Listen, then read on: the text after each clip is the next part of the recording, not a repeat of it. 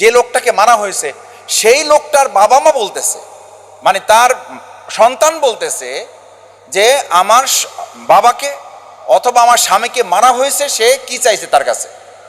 মাসে কত চাইছে? 2 লক্ষ করে টাকা। এটা ভিডিও তাদের আছে না নাই? আছে। এটা দেখছেন না দেখেন নাই? দেখছেন। এখানে মিডিয়া আছে, যারা আছেন দেখতেছেন, এই ক্যামেরা আমাদের কথা যাবে হয়তো কোনো না কোনো ভাবে। আমরা প্রশাসনের কাছে খুব স্পষ্ট করে জানতে চাই যে আমরা এরকম বক্তব্য তো শেখ হাসিনার আমলে শুনেছি, যা হয় নাই সেটা প্রশাসন বলেছে।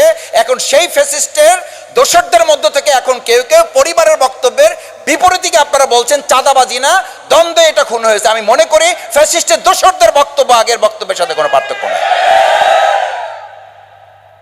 আপনারা কাকে বাঁচানোর জন্য এই কথা বলছেন? কেন এই কথা বলার অধিকার তো আপনাদের 2 কারণ থাকার কথা না। এক, পরিবার থেকে যেখানে কথা বলা হচ্ছে তাহলে পরিবারের সাথে আগে আপনাদের কথা বলা দরকার ছিল।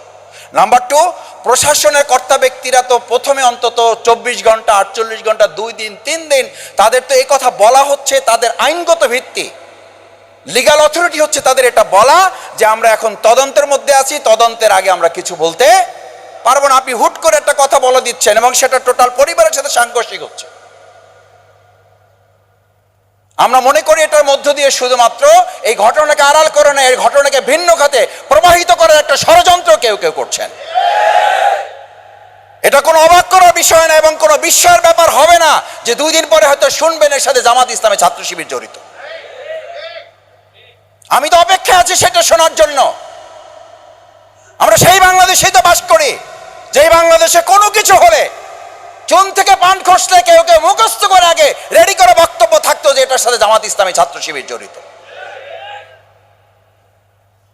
আমরা স্পষ্ট করে বলি সেই বাংলাদেশ এদেশের জনগণ আর দেখতে চায় না।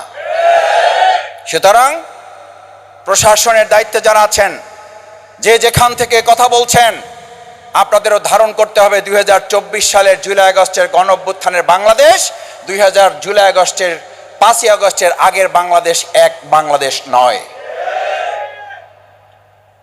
যা খুশি তাই বলে দিলাম। একটা দল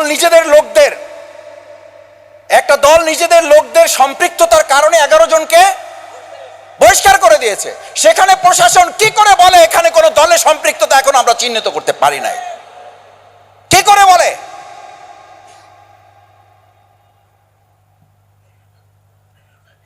আমি এই কথা বলছি এই জন্য, এই সমস্ত বিষয় সামনে রেখেই আমাদের 19 জুলাইয়ের প্রোগ্রামকে সফল করার জন্য আরো বেশি শক্ত এবং স্পষ্ট ভূমিকা আমাদের পালন করতে হবে। আমরা সেই প্রোগ্রামের মাধ্যমে বিচারের কথা আমিরে জামাত স্পষ্ট করে জাতির সামনে তুলে ধরবেন। বিচারের সংস্কৃতিহীনতা, যারা বিচার চান না, যারা বিচার নিয়ে নির্বাচন চান, যারা বিচার সংস্কার না চেয়ে নির্বাচন চান, তাদের তো সবচেয়ে বেশি উপলব্ধি হওয়ার কথা। আমি জানি না যে শেখ হাসিনার আমলেও আপনাদের 1 বছরে 200 খুন হয়েছে কিনা আপনাদের নেতাকর্মী, অথচ শেখ হাসিনা বিহীন বাংলাদেশে তো আপনাদের নিজেদের দ্বারা নিজেদের 200 লোককে আপনারা নিজেরা করে ফেলেছেন। তাহলে তো বিচারের জন্য আপনাদের বেশি প্রেশান হওয়ার কথা, সংস্কারের জন্য তো আপনাদের বেশি প্রেশান হওয়ার কথা। সম্মানিত ভাই এবং বন্ধুগণ, সেজন্য 7 দফা দাবির ভিত্তিতে সেদিন যে কর্মসূচি ঘোষণা করা হয়েছে, বাংলাদেশ জামাত ইসলামী সেদিন শুধুমাত্র 7 দফা দাবি ঘোষণা করবে জামাত ইসলামের পক্ষ থেকে না, এদেশের 18 কোটি মানুষের পক্ষ থেকে। সেই দাবি বাস্তবায়নে আমরা আপনারা এখানে যারা আছি, আমাদের উপস্থিতিটার মধ্য দিয়ে ডিপেন্ড করবে এই প্রোগ্রামটা কতখানি ঐতিহাসিকভাবে জাতির সামনে এটাকে আমরা উপস্থাপন করতে পারব। পঞ্চম যে কথাটি আমি বলতে চাই আপনাদের কাছে, সম্মানিত ভাইয়েরা, দেখেন আজকে আমরা একটা বাংলাদেশ পেয়েছি। এই বাংলাদেশের প্রেক্ষাপট 2024-এর জুলাই আগস্টের গণ অভ্যুত্থানে কোনো বিশ্লেষক এমন বলেছেন যে ওই সময় জনগণ, ছাত্র এবং জনতার এমন ভূমিকা ছিল, এমন প্রত্যাশা ছিল, জামাত ইসলামী বা ইসলামী দলগুলো যদি চাইতো তাহলে সেই সময় ইসলামী রাষ্ট্র চাইলে তারা ঘোষণা দিয়ে দিতে পারত, চাইলে ইসলামী রাষ্ট্র ঘোষণা দিয়ে দিতে পারত। আর সেখানে তো আমরা আমাদের এটি মাযহাবের মুক্তির জন্য একটা মিছিল করি নাই। কেন করি নাই? করি নাই, আমরা চেয়েছি একটা স্থিতিশীলতা। কেন করি নাই? আমরা চেয়েছি অন্তর্বর্তীকালীন সরকার যথাযথভাবে দায়িত্ব পালন করুক। কেন করি নাই? আমরা চেয়েছি জনগণ দেখুক বাংলাদেশ জামাত ইসলামী ব্যক্তির চেয়ে দল, দলের চেয়ে দেশ। এই কথা বহু দল বলেন, অথচ তার বক্তব্যের সাথে তাদের নিজেদের কোনো সম্পর্ক নাই। তাদের উল্টে বলা উচিত, দলের চেয়ে দেশের চেয়ে দল বড়, দলের চেয়ে তাদের কাছে ব্যক্তি বড়। এই ব্যক্তি বড় বলেই তারা বলেন আমরা যত বড় দল তত অপকর্ম আমাদের বড়। কারণ তাদের কাছে দেশের চেয়ে দল বড়, দলের চেয়ে ব্যক্তি বড়। আমি এই কথা এই কারণে বলতে চাই না যে একটা দলকে পর্যালোচনা করা, সমালোচনা করার দায়িত্ব আমাদের। আমরা দায়িত্ব নিয়েছি এই কারণে, এই সতর্কতা আমাদের ব্যাপারে যদি থাকে আপনারা বলেন। কারণ আপনি সংস্কার কমিশনে শুধুমাত্র রাষ্ট্রীয় কিছু সংস্কার করলেন, ওই সংস্কার বাস্তবায়ন কি বাংলাদেশের বাইরের লোকেরা এসে করবে? এই সংস্কার কি ফেরেশতারা এসে সরাসরি এটা কার্যকর করবে? কারা করবে? এই রাজনৈতিক দলগুলোই করবে। তো সেই রাজনৈতিক দলের নেতা এবং কর্মীদের মধ্যে সংস্কার যদি না নিয়ে আসা যায়, তাহলে ওখানে আপনি হাজারো সংস্কার করে রাষ্ট্রের কোনো পরিবর্তন করতে পারবেন না। পারবেন না বলেই তো আজকে হতাশার কথা শোনা যায়। পারবেন না বলেই তো আজকে দুশ্চিন্তা, মানুষের আবার কপালে দুশ্চিন্তার ভাঁজ তৈরি হয়েছে। পারবেন না বলেই তো আজকে উপদেষ্টারা বলছেন আমরা হতাশ হয়ে যাচ্ছি, আমরা ভালো কিছু কাজ করতে চাই, ভালো মানুষ পাচ্ছি না। আমরা দুর্নীতিমুক্ত রাষ্ট্র করতে চাই, কিন্তু দুর্নীতিমুক্ত মানুষ আমরা পাচ্ছি না।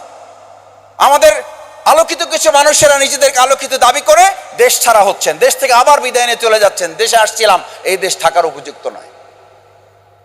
এবং অভ্যন্তরীণভাবে, এটা আপনাদেরকে আজকে বলছি, অভ্যন্তরীণভাবে আপনারাও খেয়াল করবেন, 2024-এর জুলাই আগস্টের 5ই আগস্টের পর দেশের বাইরে যারা দীর্ঘদিন অবস্থান করছিলেন তারা এবং তাদের সন্তানদেরকে নিয়ে এই নতুন একটা বাংলাদেশে এসে আবার তাদের জীবনযাপন করার সিদ্ধান্ত নিয়েছিলেন।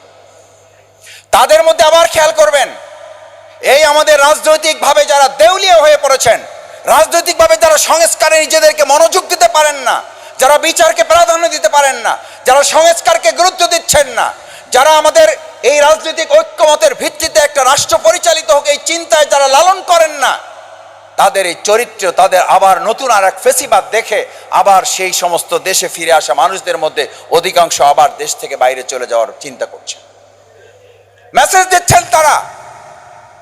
আমি জানি না আপনাদের কাছে এই মেসেজ আছে কিনা, আমি জানি না আপনাদের পর্যন্ত এই সংবাদ পৌঁছায় কিনা। যদি না পৌঁছায় থাকে তাহলে আপনারা জনগণের পালস বুঝতে ব্যর্থ হয়েছে, জনগণের সাথে আপনাদের কানেক্টিভিটি নাই। কিন্তু আমি মেসেজকে সামনে রেখে বলছি, এরকম অসংখ্য ভাইয়েরা বোনেরা আজকে হতাশ হয়ে দুশ্চিন্তার ভাঁজ কপালে ফেলে তারা আজকে মেসেজ দিচ্ছেন, ভাই দুর্ভাগ্য, এসেছিলাম একটা ভালো চিন্তা নিয়ে, কিন্তু এই দেশে আর থাকতে ইচ্ছা করে না, চলে যাচ্ছি। আমরা আমাদের 19 জুলাইয়ের সমাবেশের মাধ্যমে এই দুশ্চিন্তায় যাদের কপালে ভাঁজ পড়েছে তাদেরকে আমরা বলবো, রাত গভীর হয়েছে, অন্ধকার বেড়েছে, আলোর যাত্রা শুরু করে 19 জুলাই বাংলাদেশ জামাত ইসলামী মানুষের কাছে এক নতুন আলোর পৃথিবী আমরা তুলে ধরবো, যাতে করে যারা গিয়েছেন তারা আবার ফিরে আসবেন, শুধু না, যারা এখন আসতে পারেন নাই তারা আসার মতো একটা নতুন বাংলাদেশ দেখতে পায়। এই দায়িত্ব পালন করার জন্যই 19 জুলাই আমরা আপনারা যে যেখানে আছি, যেখান থেকে যারা পারছি, প্রত্যেকে সেদিনের কর্মকাণ্ডটা হবে আমার অফিস, আমার হাসপাতাল, আমার চাকরি, আমার ব্যবসা, আমার শিক্ষা প্রতিষ্ঠান, যেখানে যা আছে প্রত্যেকে আগের দিন থেকেই প্ল্যান করে ফেলতে হবে যে আমি আমার অফিসের 25 জন, আমি আমার শিক্ষা প্রতিষ্ঠানের 50 জন, আমি আমার হসপিটালের রিপ্লেসমেন্ট দিয়ে 50 জনকে, 100 জনকে আমি সেখানে হাজির করার জন্য আমার সাথে একজন মিছিল করে 50 জন, 60 জন, 70 জন, 150 জন, 100 জন নিয়ে মিছিল করে আপনি ইউনিট থেকে বের হয়ে আসবেন। আমাদের সর্বশেষ নির্দেশনা হচ্ছে, আমরা বলেছি যে আপনি ইউনিট থেকে আপনার মিছিল শুরু করবেন না, একজন ব্যক্তি থেকে ইউনিট মিছিলে নিয়ে আসবেন। একজন কর্মীকে আমরা 50 জন টার্গেট দিয়েছি। এই একজন কর্মী যদি 50 জন টার্গেট করেন তাহলে ওই 50 জনকে নিয়েই তো আপনি একটা ইউনিটে মিছিল নিয়ে চলে আসবেন। ওই ইউনিটে 4টা, 5টা, 7টা মিছিল যখন আসবে সেই মিছিলগুলি নিয়ে আপনি ওয়ার্ডে চলে আসেন। সেই ওয়ার্ডের মিছিলটা নিয়ে আপনি কয়েক হাজার লোক নিয়ে আপনি ওয়ার্ডের মিছিলটা করে আপনি সেখান থেকে থানার একটা স্পট ঠিক করেন। যদি এক থানায় সম্ভব না হয় আপনি থানার 4টা স্পট ঠিক করেন, 5টা স্পট ঠিক করেন, ঠিক করে সেখান থেকে তাদেরকে দিয়ে আমরা আমাদের নির্ধারিত জায়গায় পৌঁছে আমাদের প্রোগ্রামকে আমরা সফল এবং সার্থক করতে চাই। সম্মানিত ভাই এবং বন্ধুগণ, সেজন্য 19শে জুলাইয়ের প্রোগ্রামটা নানান কারণে আমাদের জন্য যেমন একই সাথে চ্যালেঞ্জিং, একই সাথে হিস্ট্রিক্যাল, একই সাথে এটাকে অ্যাচিভেবল করা হচ্ছে আমাদের মূল লক্ষ্য। আমরা শুধু একটা প্রোগ্রাম করা নয়, আবার বলছি, এই প্রোগ্রামের এখন থেকে শুরু করে 19শে জুলাইয়ের সকাল পর্যন্ত আমাদের 70 ভাগ অ্যাচিভমেন্ট করে ফেলতে হবে, 30 ভাগ অ্যাচিভ করতে হবে আমাদের শুধু প্রোগ্রামের দিন ওই 3.5 ঘন্টা।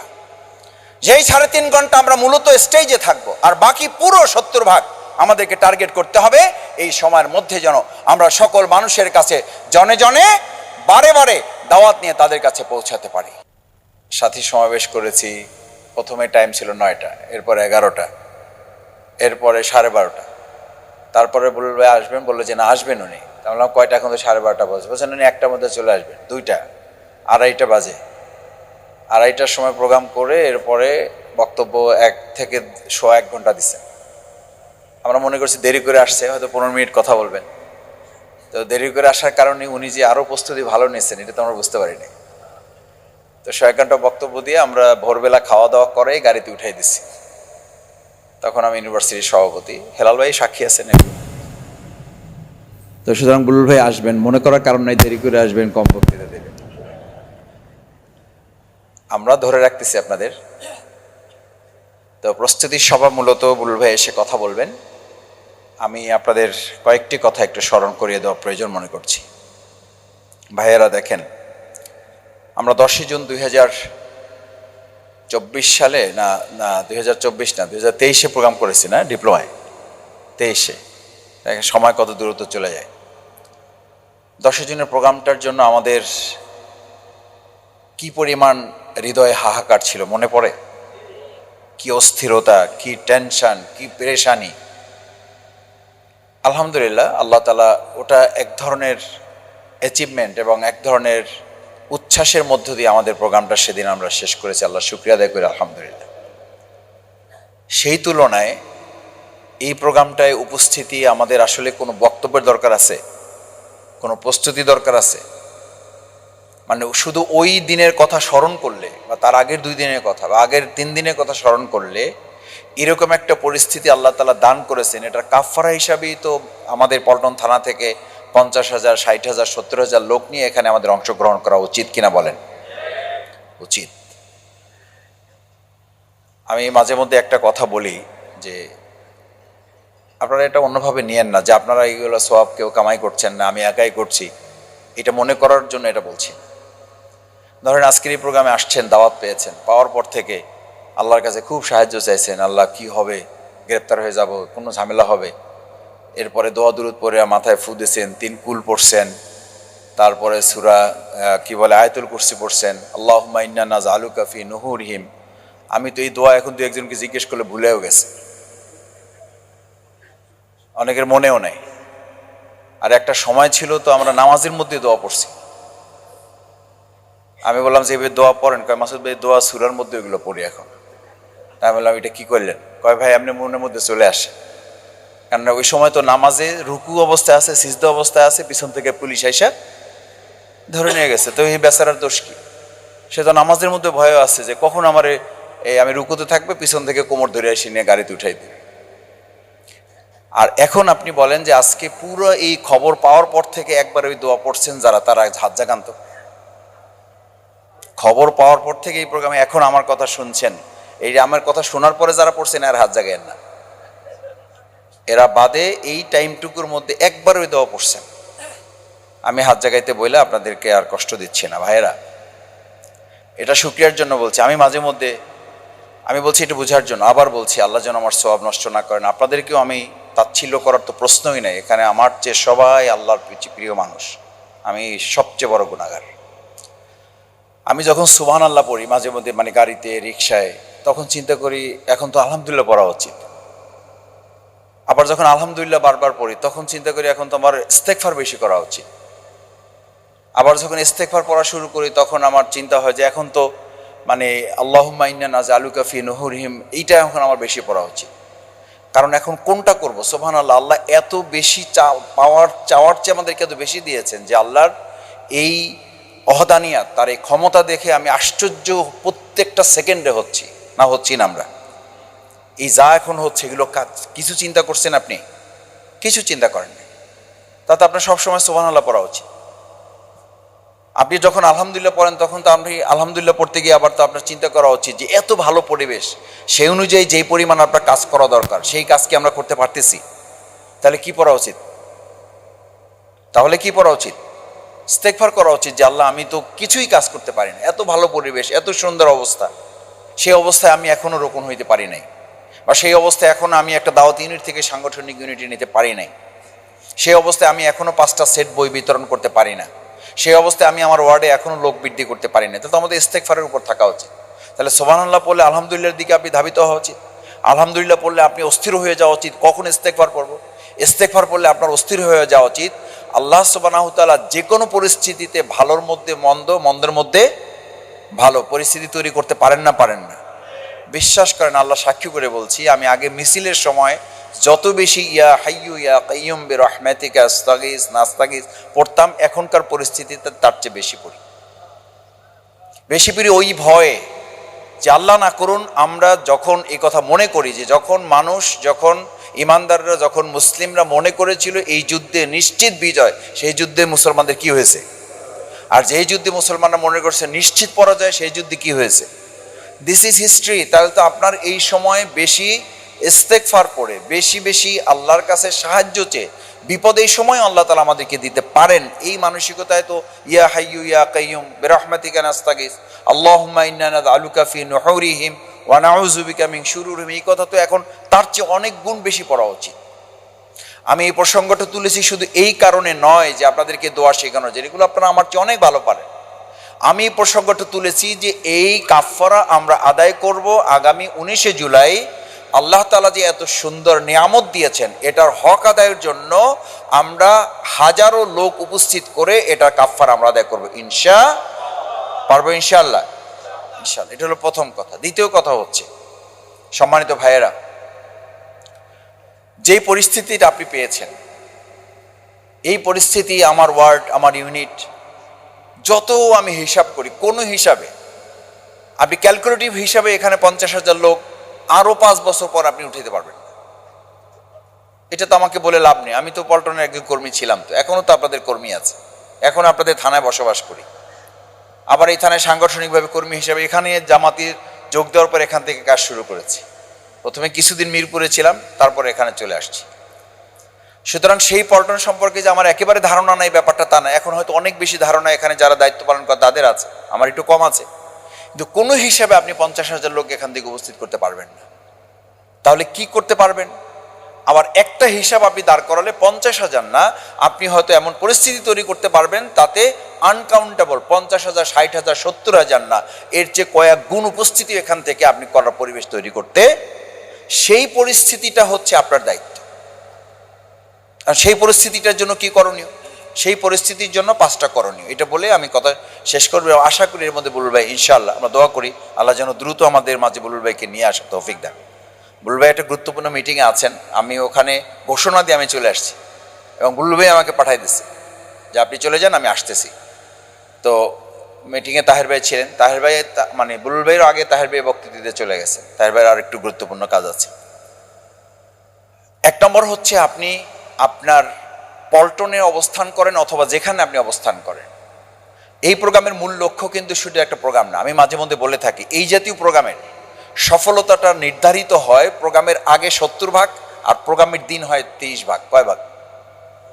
আগে কয় ভাগ আর প্রোগ্রামের দিন? এই প্রোগ্রামের এত আয়োজন করে হচ্ছে, প্রোগ্রামটা তো হওয়া উচিত 3 দিন ব্যাপী। কয় দিন ব্যাপী? কথা বুঝেন নাই? যে আয়োজন করে হচ্ছে, যে টাকা খরচ করে হচ্ছে, যে শ্রম আপনারা দিচ্ছেন, তাতে কয় দিন ব্যাপী হওয়া উচিত? 3 দিন ব্যাপী। হচ্ছে তো 2 দিন ব্যাপী, 1 দিন ব্যাপী। বলে 1 দিন ব্যাপী। এটা কি সকাল 6টায় শুরু করবো, সন্ধ্যা 6টায় শেষ হবে? কয় ঘন্টা ব্যাপী প্রোগ্রাম? কয় ঘন্টা? 2টায় শুরু হবে, 5:30টায় শেষ হবে। কয় ঘন্টা হইল? 3.5 ঘন্টা একদম কাটায় গুণে ধরে কর্মসূচি সেট আপ করা আছে। আমির জামাত বলেছেন 5:15টার মধ্যে শেষ করতে পারলে ভালো, দেখবেন চেষ্টা করে এর মধ্যে নিয়ে আসা যায় কিনা, কারণ আমরা নামাজের কোনো বিরতি নাই। জোহরের নামাজ আগে পড়ে নেবে আর প্রোগ্রাম শেষ করে সবাই আসর করবে। সুতরাং এটা নিয়ে যেন কোনো স্থলে কথা হওয়ার সুযোগ না থাকে। 5:15টায় করতে পারলে অ্যাটলিস্ট আমরা 5:30টার মধ্যে ক্লোজ করবো। তার মানে এত আয়োজন করে আমাদের প্রোগ্রাম হলো মাত্র কয় ঘন্টা? তাহলে 3.5 ঘন্টার প্রোগ্রামে কি আপনি 100% অ্যাচিভমেন্ট হবে এখানে? না, এখানে 100% অ্যাচিভমেন্ট 3.5 ঘন্টায় না, 3.5 ঘন্টা হবে 30% অ্যাচিভমেন্ট। আর বাকি এই এখন আজকে এখান থেকে যদি সিদ্ধান্ত নেন যে জনে জনে শুধু দাওয়াত না, জনে জনে বারে বারে আমি দাওয়াত পৌঁছাবো, দুইটা শব্দ বলেন, জনে জনে, জনে জনে বারে বারে, দিস ইজ অ্যাচিভমেন্ট 70%। ওই লোকটা আসবে কিনা আসবে না সেইটা পরের কথা, এই বারবার বলার পরেই হয়তো তার মধ্যেই হবে বুঝলাম না জামাত এক প্রোগ্রাম নিয়ে যে অবস্থা করতেছে, এবার তাদের নিশ্চয়ই কোনো একটা, তার ভাষায় মতলব হইতে পারে, মতলব তো আবার কোনো মানে উপজেলার নাম বলে নেই, এই মতলবের কেউ লোক থাকতে পারেন যে টার্গেট করে আমার উপজেলা ধরছে, এই মতলব অর্থ থানা না, এই মতলব অর্থ হইলো কোন একটা ধান্দা আর কি। তো কেউ কেউ তো এটা মনে করতে পারে যে জামাত ইসলামীর এবার একটা ধান্দা আছে, নাহলে এইরকম দাওয়াত তো এর আগে কোনোদিন পাইনি। একজন মেসেজ দিছে, একজন ফোন করছে, কালকে এসে একজন সরাসরি দাওয়াত দিয়ে গেছে, আর একজন ওর বলছে যে ভাই 19 তারিখের প্রোগ্রাম নিয়ে আপনার সাথে আমার একটু কথা আছে, আর একজন ওর বলছে ভাই আপনাকে কিন্তু আমি নিয়ে যাবো, আপনি কিন্তু অন্য কারোর সাথে যাবেন না, কারণ আপনি আমার টার্গেটে, আমার কিন্তু মানে একটা কোটা আছে। একজন আমাকে বলছে কয় মাসুদ ভাই আমাকে 3 জনে টার্গেট করছে, তার নাকি কোটার মধ্যে আমি আছি, তো আপনাদের কোটাটা কি? আমি বললাম ভাই কোটা ওই যে শেখ হাসিনা যেটা বাতিল করে দিয়ে গেছে ওইটা আমরা ফেরত নিয়ে আসছি। 3 জন তারে টার্গেট করছে, তার কোটার মধ্যে তারে রাখছে। এখন বলছে যে ভাই আমি ঠিক করতে পারতেছি না আমি কার সাথে যাব। তাই বললাম আল্লাহ ভরসা, একজনের সাথে গেলেই হবে, আপনি মূলত হাজির হইলেই হয়েছে। বললো যে আমি না গেলে কি ওই ভাইয়ের কোনো ক্ষতি হবে? আমি বললাম তা হবে। মানে উনি ভাবতেছে এমন ভাবে ধরছে যে তার চাকরি চলে যাওয়ার মতো অবস্থা, মানে একেবারে যেটাকে আপনারা বলেন যে ছাই দিয়ে ধরার মতো আর কি। তো 3 দিনই বলে রাখছে তাকে। তা আমি বলছি যে জনে জনে বারে বারে এমন ভাবে আপনি দাওয়াতি কাজ এখন মানুষের মধ্যে করা, যা এটার মধ্য দিয়ে আমাদের ইলেকশনের একটা ওয়ার্ক যেন আমরা, ভাই আমাদের প্রত্যেক কথার মধ্যে প্রত্যেক কাজের মধ্যে, আমাকে অনেকে বলে মাসুদ আপনি যাই করেন যাই বলেন, আপনারা দেখি যাই করেন একটা কথা আপনারা সবসময় বলেন। আমি কি বলি? ওই যে ইসলামের বিজয়, দিনের বিজয়। আমি বললাম ভাই আমাদের ওইটুকুই আমাদের পুঁজি, আমাদের পুঁজি ওইটুকু, আমাদেরকে আল্লাহ পাঠাইছি তো ওটার জন্য, আমরা এইটুকু বুঝার চেষ্টা করছি। এই বুঝটা নিশ্চয়ই আমাদের ব্যক্তি কোনো বাপদাদার কাছ থেকে শোনা না, এটা কোথা থেকে? মহাগ্রন্থ আল কোরআন থেকে। তো এই বিজয়ের জন্য তো আগে বুলেটের যুদ্ধ ছিল, এখন ব্যালটের যুদ্ধ, সেই যুদ্ধটার বছরে এবছর, সেই সময়টা আমাদের সামনে। তো একজন মানুষ যখন তার গোলের কাছ থেকে বলটা নিয়ে দৌড়ে অনেক কষ্ট করে তার গোল পোস্টের কাছে চলে যায় গোলটা দেওয়ার জন্য, ওখানে যাওয়ার পরে তার স্পিডটা কমে না বাড়ে? আমরা 17 বছর দিনের কাজ করছি, নির্যাতন, নিপীড়ন, হামলা, মামলা, রিমান্ড, নির্যাতন সব সহ্য করেছে। আমাদের শহীদ নেতৃবৃন্দ যেখানে ফাঁসি হয় সেই দিনের রাতটা কেমন ছিল? সেই রাত 10টা, প্রত্যেকটাই তো রাত 10টায় হয়েছে। ওই 9:30, ওই 9টার কথা একটু মনে করেন। না শুইতে পারছেন, না বসতে পারছেন, না দাঁড়াইতে পারছেন, না হাঁটতে পারছেন, না কিছু করতে পারছেন। এই সব কিছু মিলে আপনি ধরেন যে খেলার মাঠের এই সব অতিক্রম করে আপনি বলটা নিয়ে গোলের একদম ডিবক্সের মাঝখানে আপনি ঘুরপাক খাচ্ছেন, জাস্ট একটা কিক করলে আপনার গোলটা হয়ে যাবে। এখন আমাদের সামনে যে সময়টা, সেই সময়টার সাথে এই সময়টা মিল আছে না নাই? এই সময়টাকে প্রফেসর গোলাম আজম রাহমাহুল্লাহ বলতেন 10 মাস 10 দিনের আমাদের যে জন্মের প্রক্রিয়া পৃথিবীতে, এই প্রক্রিয়ার এটা হচ্ছে শেষ 10 দিন। কোন 10 দিন? শেষ 10 দিন। ওই সময়টা যেমন অসম্ভব কষ্টের, ওই সময়টা যেমন অসম্ভব চ্যালেঞ্জের।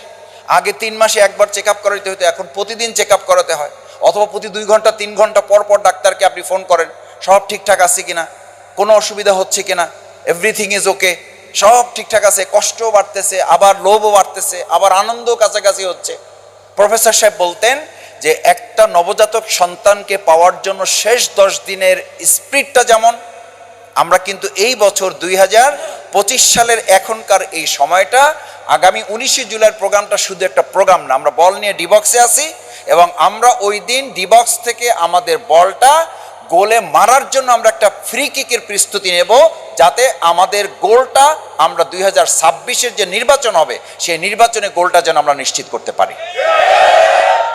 এই স্পিরিটটা যদি আপনি নিতে পারেন তাহলে আপনার 50,000, 60,000, 70,000 আপনার গুনতে হবে না।